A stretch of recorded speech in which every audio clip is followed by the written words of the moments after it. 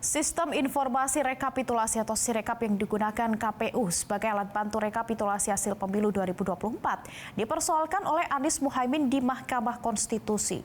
Salah satu tim hukum Timnas Amin Bambang Wijoyanto menuding Sirekap yang semula didesain untuk mengontrol rekap manual justru digunakan sebagai alat kecurangan.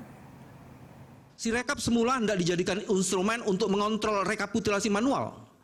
Karena itu ada majelis yang namanya Sirekap Mobile Apps yang dimiliki oleh Ketua KPPS yang digunakan untuk merekam data autentik dokumen C-hasil yang merupakan hasil penghitungan suara di TPS, sehingga seharusnya menjadi dokumen yang reliable yang dapat dipertanggungjawabkan. Nah, ada yang menarik itu di poin D majelis. Ditemukan adanya salah satu fitur yang tiba-tiba muncul kendati sebelumnya tidak pernah ada di dalam mobile apps Sirekap yang dimiliki KPPS yang memegang back-end apps.